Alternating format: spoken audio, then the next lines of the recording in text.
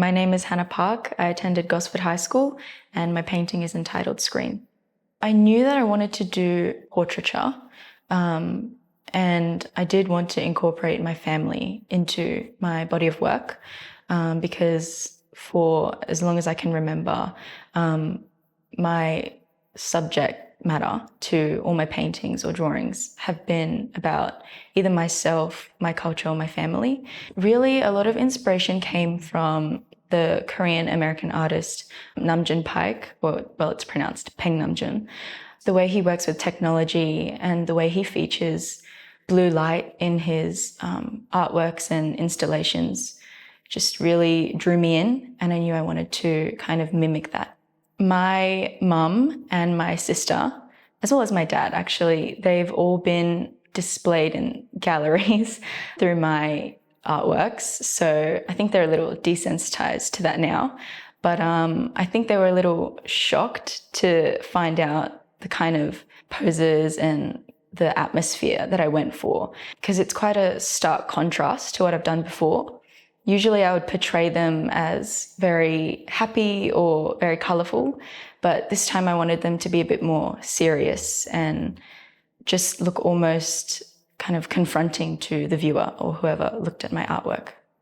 I wanted to choose a really ringing blue. Like when you looked at it, I wanted it to kind of hit you in the face, like, whoa. I wanted to envelop the viewer, which is also why I chose to do 3 portraits instead of maybe 1 or 2. I wanted to mimic the way that I felt about technology and how it's very rapid still, but inevitable. I wanted the viewer to kind of stand at my work and really be drawn in, feel almost claustrophobic with the portraits. The blue also mimics the title of my body of work, but it often resonates with kind of sadness or melancholy feeling. I used my favorite shade of blue, ultramarine and phthalo blue, but I had to mix in a lot of different tones to achieve the right shading and the right lighting that I wanted. So it was definitely a learning curve at first. Initially, I had thought of doing the portraits with central lighting. I wanted to do a ring light and have the kind of ring shape in each of their pupils, just to almost dehumanize the facial expressions. I realized it was not quite what I was looking for, and I played around with different kind of lighting, and that's when I decided I wanted there to be a central focus in the center, so my little sister, and the shadows on the right and left side of my mum and dad's portraits, because I wanted the shadow to kind of represent technology taking over their role as parents, adopting that guardian role to my little sister and the younger generations in general. I guess more than research online or anything, the idea kind of came to me during quarantine. Those 2 quite long years, well, it felt long to me, and those years of online schooling. My sister would have been around 7 or 8 at the time, so still really young. And I just realized how desensitized I had gotten to how seemingly she would navigate her way through all these forms of technology in our home. And I realized that probably to her friends or other members of her generation as well, technology had really adopted this parental role in their everyday lives quite inevitably. And I think that's when I knew I wanted to focus on that idea. I've been working with paints and oil paints for probably around 2-3 years, just by learning at home and experimenting. It was actually my first time painting on wooden boards. When I was taking the portraits and pictures of my family, it was actually a lot more stressful than I thought. I tried to use a bunch of different LED lights and ring lights that I'd bought from local stores, but they just weren't the quite right shade that I was looking for. So I ended up going on my laptop, which is actually one of the laptops where you can remove the keyboard. and I searched up the right kind of blue that I wanted, and I'd put it in front of each of their faces. For my sister, for example, I made her actually hold it up in front of her face so that it really was a centrally focused lighting. And as for my mum and dad, I held it up for them on the left or right side of their face. And I think that was really what made me achieve that kind of isolated blue lighting and atmosphere in the portraits. I'd probably tell new visual arts students or Year 12 visual arts students that you really don't need to overcomplicate your concept or your medium. I think keeping it simple is really the best way to go, because that was a huge mistake I made at the start. I actually changed my concept probably about 2 or 3 times before I landed on this one. So definitely just choose something that you know you won't get tired of, and something that is relevant to your life and that you know you'll continue to be passionate about.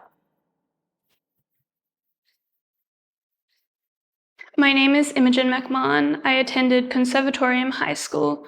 My collection of works is titled Calm in the Panic Room, All Dreams Have Edge. My artwork intends to explore themes of the subconscious mind, as well as the paradox between safety and confinement within our own heads.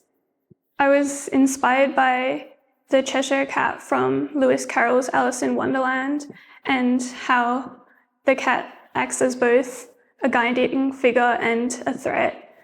And I wanted to explore that idea and how the mind can be both a safe space as well as a space with a lot of confronting thoughts.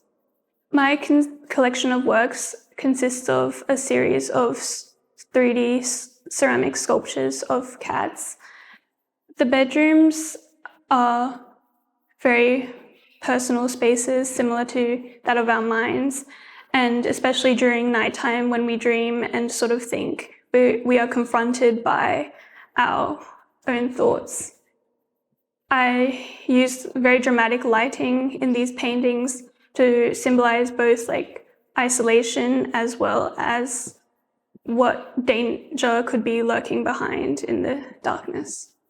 I began with the rooms, and I'd never really painted sort of rooms and objects before, so the perspectives came out quite warped and distorted, so I decided to use that to create a feeling of uneasiness.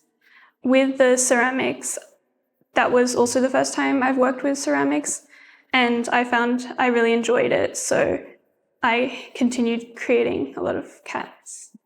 I painted with acrylic paint, and I was very inspired by the work of photographer Gregory Crewdson and his use of dramatic lighting as well.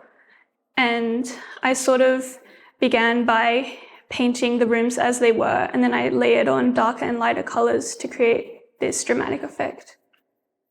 My ceramic cat faces were inspired by Japanese artist Riri Fujuku, who makes clay-faced plush animals. I chose instead to only take the clay faces and place them in frames to replicate fading memories as they sink back into the wall. These faces have become distorted and mimic that of other animals, similar to how the mind can distort memories. My main challenges were with painting the rooms, as I had never painted objects and rooms before, so I really had to learn how to develop the space. The title, Calm in the Panic Room, All Dreams Have an Edge, refers to how bedrooms are places where we can express our own personal thoughts and often become very emotional. And it is calm because the rooms have been isolated and now there are only stray cats. I think the bedrooms are symbolic because recently, due to COVID, we've had to spend a lot of time isolated and by ourselves, and therefore all of our emotions have been amplified when we are locked in our own rooms. My advice to future Year 12 students would be to choose a theme or any sort of medium that you really enjoy using, because you'll have to spend a lot of time doing it, and also to sort of not leave everything to the last minute. I guess I chose cats because I really used to like cats when I was younger, as well as there was that whole Cheshire cat sort of motif. My name is Danielle Yousef. I attended Fayetteville High School, and Simulated is a collection of ceramic works. The tactile nature of clay really stood out to me. Being able to 3D sculpt your ideas in a live form is really stood out to me. I mean, it was a process of trial and error throughout year 8, 9, all through to year 12.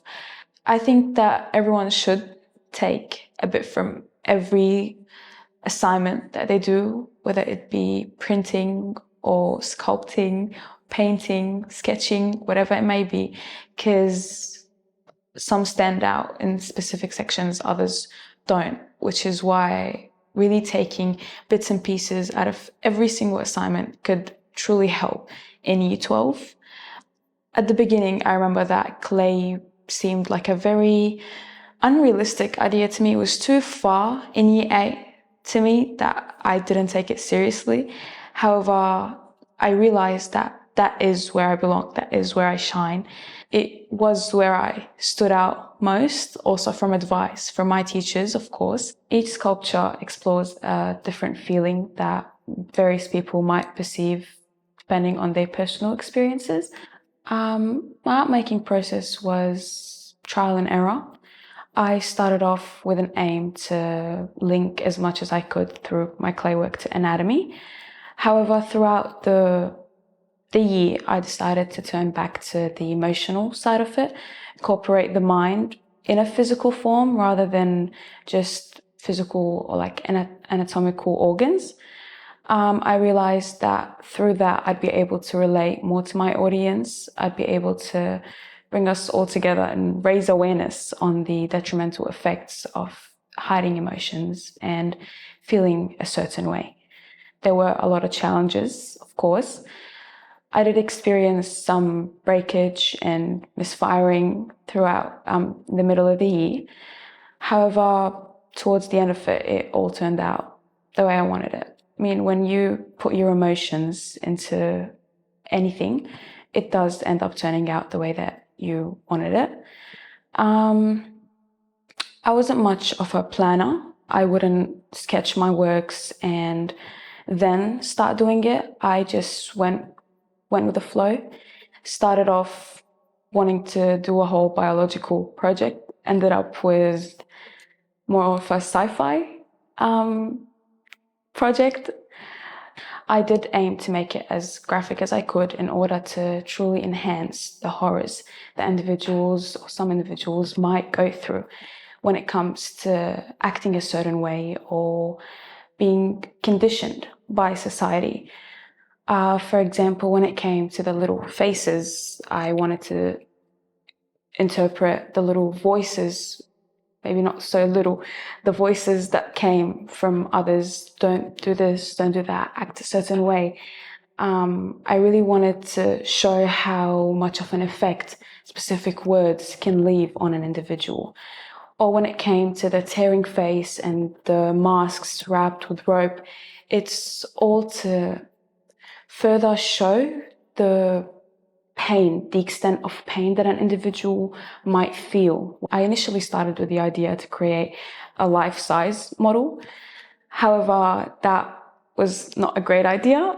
So I just decided to start off simple. I would sculpt the head, just look at it, look around me, try to see how I feel, how others are feeling, interview some people. And through that, I would try to add features to it, whether it be tears, it be cuts or screaming, crying, whatever it may be. I didn't want to make it all pretty and bubbly because that is not how it is, even though some people might try to show it that way. My work is very open to analysis and different interpretations. It could be seen as sci-fi or part of a horror movie, but the true horror movie is what individuals go through in their everyday to-day life. I wanted to challenge my audience in a sense, give them that sense of relation to my work. I didn't want it to be something that you could look at and just go like, wow, and then turn around and go on with your day. One of the artists that mainly influenced me was Johnson Tseng. He is also a ceramic artist. He creates all different kinds of faces that explore specific emotions, whether it be between others or within the individual self. He would explore real life issues like COVID, and he would also explore very intense emotions like love towards one another, whether it be one-sided love. He would use the effect of hands and stretching skin, and the way he produced it like really inspired me. If I could go back to the beginning of year 12, I would tell myself to manage my time a lot more than what I did. My teachers really did help me out a lot and listen to their advice, because they are always right somehow, always.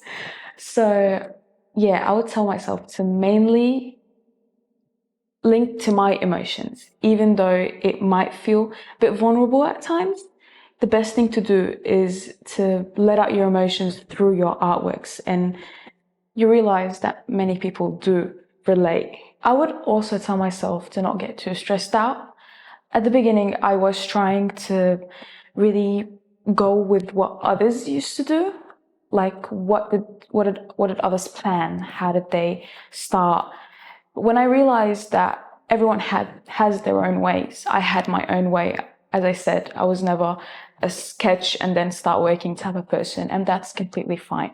I would go back and tell myself to not waste hours on that VAPD and just grab a piece of clay and start, because that's how I ended up thriving, I guess. My name is Ryan Yoon. I went to Sydney Grammar School, and my body of work is called Bloodline. Its medium is oil on canvas. The body of work is 3 parts, and each part is supposed to represent one of Sigmund Freud's superego, id, and ego, which all represent different parts of the human consciousness. And what would happen in each work is that it takes a singular part of Sigmund Freud's concept and psychological theory in the perspective of a young king. And in a king's perspective, it's like the most extreme part of leadership, where you're the figurehead of a whole country. I wanted to have the larger painting be the moral consciousness, which is the part we mostly don't see in the kings, because it's the most hidden part, because it's like the part where the king's most vulnerable. Like, he's thinking about the weight of the crown. There's 2 other paintings, and the one that is supposed to show the id is the one where the king is facing away, and the last painting being of pose where he's looking into the audience. He's turned slightly to the side, and he's looking very stoic. He's looking very calm, collected, and he's got a hat on which covers a bit of his face to show a bit of separation from, in the king's case, the commoners and himself. And that hat is actually culturally in Korea, because the whole theme of this is Korean identity. And in Korea, that hat is supposed to be on Judgment Day, where he decides a person gets executed for his crimes. And it's a way that separates him from the viewers and separates his power from other people. I wanted to show a Korean culture in my paintings in a Western kind of essence. As a Korean, I wanted to bring myself into it because it's more connected. If I use another person, then I can't really connect to them, and they can't really connect to my culture.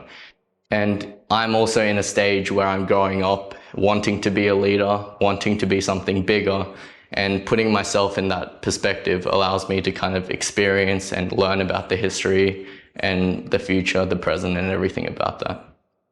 So at grammar, we learn from year 7, if you picked art, we learn the history of art. So we go from back like Mayans, Aztecs, into classical periods, but we learn mostly Western instead of Eastern. Like, I began to develop my own painting style, and who I really liked was Caravaggio and his ability to use shadow, like tenebrism, Like his techniques were so like fascinating to me. And in doing a self-portrait as well, I could control my facial features. I didn't have to tell someone else I wanted this facial feature, I wanted this emotion portrayed. I could just embody that myself. It was a lot easier to control in that sense. The starting process of my emotions and how I wanted to see myself was through myself, as in I went home. It was during COVID period, start of year 12, where we didn't have much face-to-face. It was more, they couldn't come near us, I couldn't get near them, so I had to do a lot of them myself. And I just take selfies and then practice, do a study, practice painting, and then until it got to a point where we're allowed to meet with our teachers and interact with them. And I did a bunch of studies where I was like, I really hated the studies. I really hated how it ended up, because when I looked at it, I didn't feel anything from it. I would be painting and I'd just be bored. I'd be listening to music. I'd try to do something else. The reason why the scale of one of them is so big is that I think the grander the painting, the more emotion you can explore. I can show more emotion. I put a bit of redness in the eyes to show almost him tearing up. My teachers were so angry at me because it was at a point where it was the exhibition day and I was still working on an oil painting that takes 2 weeks to dry. And I was working on it while it was hung up in the gallery of our school, and I still had my paintbrush out. It was still wet paint. So by the time it was that night where all the parents came, when the lights were shining directly onto my painting, you could still see wet parts, dry parts, wet parts, dry parts, and they looked odd. And my teachers were like, you should have started or like finished. But I couldn't do anything about it because the concept was so important to me.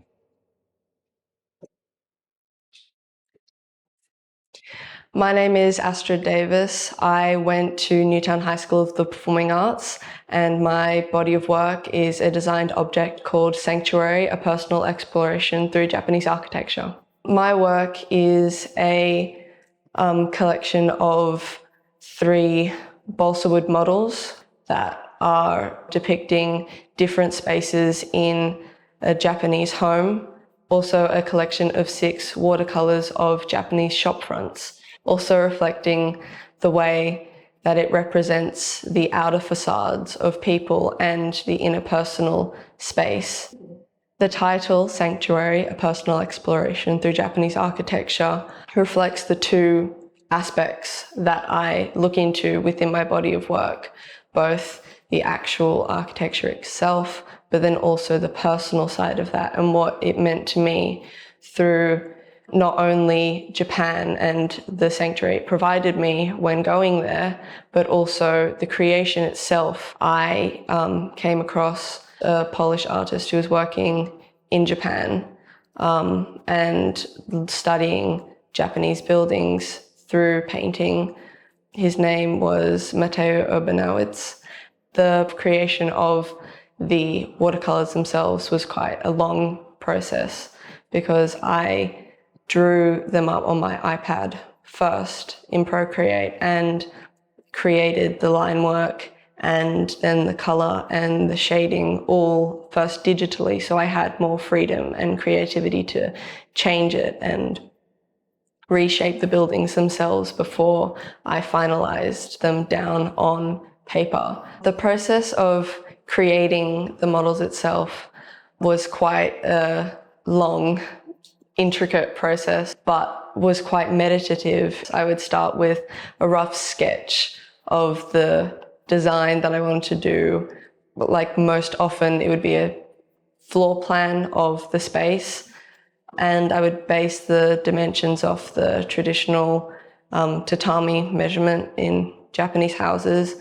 I had to do all of the scalpel cutting and had super glue to glue it all together.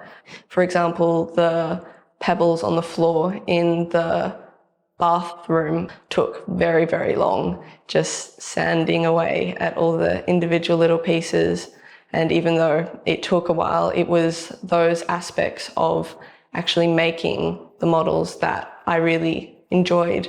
The doors and windows, creating little slots along the tops and bottoms so that they could actually open and close. so that the space felt more alive, I guess. The balsa wood models definitely represented my interpersonal space and the calmness I got from not only going to Japan and getting that influence, but also creating them. The advice I would give to students starting their HSC body of work would be to just follow the process, because even though my body of work didn't start out the way it ended, the process itself allowed me to create a deeper meaning. So focusing on the end product at the start is not necessarily the best way to go about it.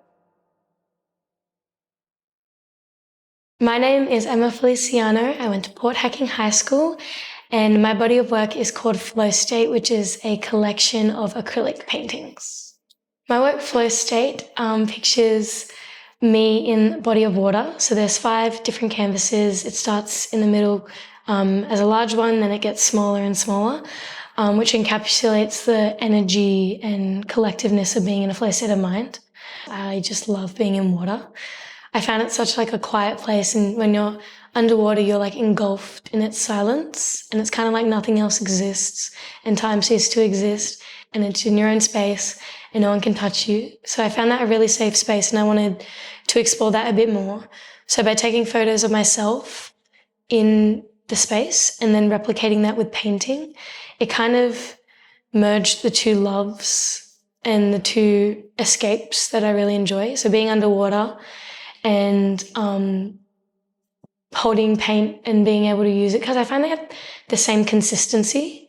Like to be able to hold a paintbrush and use its thickness and the way it moves on a page is the same as like your hand running through water. But I'm also a swim teacher, so it's really exciting to see kids enjoy the way I love water as well, and teach them that water, yes, it's a survival skill, but also it's something really enjoyable. It really helped actually being able to go to work and then come home and paint, because it was like I was reliving that painting, like I was taking my experience from the day and putting it into the artwork. I used acrylic paint, which was given to me by my grandma, so I didn't have to buy anything, which I'm very fortunate about. Both of my grandmothers did painting, so I found them also as a bit of an inspiration. I find a flow state of mind is quite peaceful and energetic. It's very hyper-focused, and I felt like the only way I could express that was through colour, because being in a flow state of mind is such an intangible space, and I felt like the only way I could display that was through the blending and collectiveness of colour. I started with like a totally different concept. I was going to do like a ceramics with like sound effects, something to do with like Harry Potter. It was a whole spiral. But then I got stuck on, it wasn't initially about being in a flow state of mind. It was just the fact that I loved being in water and I loved being engulfed in its silence. And I kind of went with that, and my teacher really supported me and told me like, no, go with this. This is the right thing to go with. She kind of knew that I would figure it out. I tried to go on a realist route, and then it turned into something totally different just because I didn't like the way it was going. I didn't like the way the colours were moving, but I just kept going with it. But I started the first painting, and it took me I would say 2 months to actually get into the style of what I wanted to do. The canvases were getting a bit tired because I just kept going over them and going over them. The challenges in my work personally were myself, because I'm such a perfectionist. If one work didn't look like the other, I would get really frustrated. So growing patience and also consistency, because there would be days where I would come home and be like, no, I do not want to paint for 2 hours each night. But just getting down, once you get into it as well, I would sit there and be like, I do not want to paint today. And then I would sit there and then 3 hours would go past because I forced myself to go into the flow state of mind and not being hard on myself when I would make a mistake or paint would splatter on the canvas, and I'd be like, oh, it just ruined everything, and I'd have to restart.